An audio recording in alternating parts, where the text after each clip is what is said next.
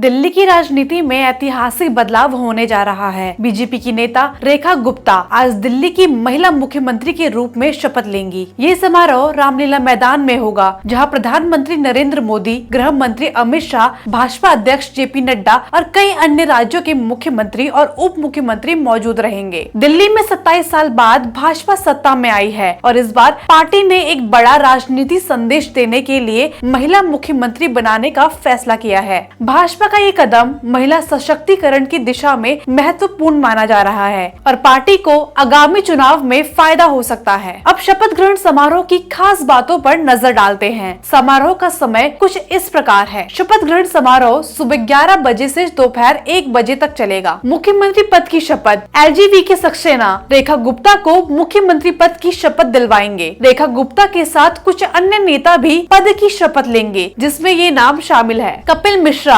आशीष सूद, Majinder Singh Sirsa, Ravindra Indraraj, doctor Pankaj Kumar Singh. PM Modi का स्वागत झुग्गी प्रधानों द्वारा होगा। भाजपा ने इस बार झुग्गी झोपड़ियों के प्रधानों को पीएम मोदी के स्वागत के लिए चुना है, जिससे पार्टी दिल्ली के गरीब वर्ग तक अपनी पैठ बनाना चाहती है। 30,000 से ज्यादा लोगों की भागीदारी होने की संभावना है। ये दिल्ली के इतिहास में सबसे बड़ा शपथ ग्रहण समारोह होने वाला है, जिसमें हजारों की संख्या में लोग शामिल होंगे। 27 साल बाद दिल्ली में भाजपा की वापसी। क्यों खास है ये जीत? दिल्ली में 27 साल से भाजपा सत्ता से बाहर थी। 1998 में शीला दीक्षित के नेतृत्व में कांग्रेस ने सत्ता हासिल की थी और 15 साल तक शासन किया। इसके बाद 2013, 2015 और 2020 के चुनावों में आम आदमी पार्टी ने भारी जीत दर्ज की, लेकिन 2025 के विधानसभा चुनाव में भाजपा ने शानदार जीत हासिल कर आम आदमी पार्टी को सत्ता से बाहर कर दिया। भाजपा ने ये जीत मोदी लहर और आप सरकार के भ्रष्टाचार के आरोपों से चलते हासिल करी। पार्टी ने झुग्गी झोपड़ियों के लोगों, महिलाओं और मध्यम वर्ग मतदाताओं को अपने पक्ष में कर लिया। इस जीत से भाजपा ने यह दिखा दिया कि दिल्ली की राजनीति में उनकी मजबूत पकड़ बन चुकी है। आइए बढ़ते हैं सवाल पर कि क्यों बनी रेखा गुप्ता मुख्यमंत्री। दिल्ली में भाजपा के मुख्यमंत्री पद के कई दावेदार थे, जिनमें प्रवेश वर्मा और विजेंद्र गुप्ता प्रमुख थे, लेकिन पार्टी ने रेखा गुप्ता को मुख्यमंत्री बनाकर एक बड़ा राजनीतिक संदेश दिया। मुख्यमंत्री बनने के पीछे 4 बड़े कारण हैं। महिला नेतृत्व को बढ़ावा देना। भाजपा ने दिखा दिया कि वो महिलाओं को बड़े पदों पर लाने में विश्वास रखती है। इससे भाजपा को महिला वोटर्स का समर्थन मिलेगा। जातिगत राजनीति से बाहर निकली भाजपा। दिल्ली में जाट, पंजाबी, वैश्य और पूर्वांचली नेताओं की दावेदारी थी, लेकिन भाजपा ने एक महिला को आगे रखकर इस बहस को खत्म कर दिया। दिल्ली में भाजपा का नया चेहरा। रेखा गुप्ता ऊर्जावान और मेहनती नेता हैं, जिन्होंने पार्टी के लिए वर्षों तक काम किया है। संगठन में मजबूत पकड़। रेखा गुप्ता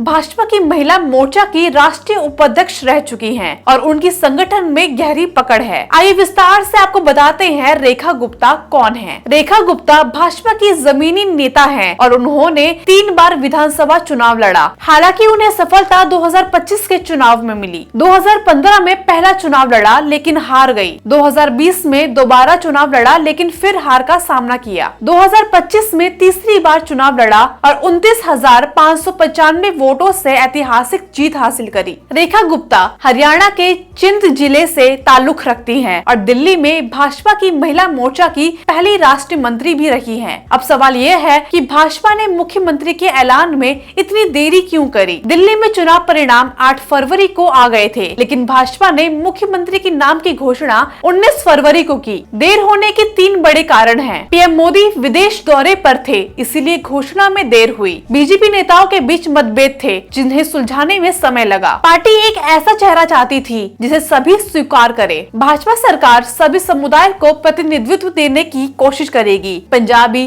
वैश्य, जाट और पूर्वांचली नेताओं को मंत्री बनाया जा सकता है। महिलाओं को भी बड़ी जिम्मेदारी दी जा सकती है। दिल्ली में महिला नेतृत्व की नई शुरुआत देखने को मिलेगी। दिल्ली में इससे पहले भी महिलाएं मुख्यमंत्री रही। सुषमा स्वराज 1998 वह सिर्फ 2 महीने के लिए दिल्ली की मुख्यमंत्री रही। शीला दीक्षित 1998 से 2013 दिल्ली की सबसे लंबे समय तक मुख्यमंत्री रही। श्रीमती आतिशी वो अस्थायी मुख्यमंत्री थी जब केजरीवाल को गिरफ्तार किया गया था। अब रेखा गुप्ता पहली बार पूर्णकालिक महिला मुख्यमंत्री बनने जा रही हैं, जो दिल्ली की राजनीति के लिए एक नया दौर साबित हो सकता है। भाजपा के लिए क्या फायदेमंद होगा? महिला वोटर्स को आकर्षित करेगा। दिल्ली में महिलाओं की बड़ी संख्या वोट देती है, जो भाजपा के लिए फायदेमंद हो सकती है। आपको कमजोर करेगा। भाजपा ने 27 साल बाद सत्ता में आकर दिखाया कि अब दिल्ली में उसकी पकड़ मजबूत हो चुकी है। एमसीडी पर प्रभाव भी पड़ेगा। भाजपा आने वाले चुनावों में नगर निगम पर कब्जा जमाना चाहती है।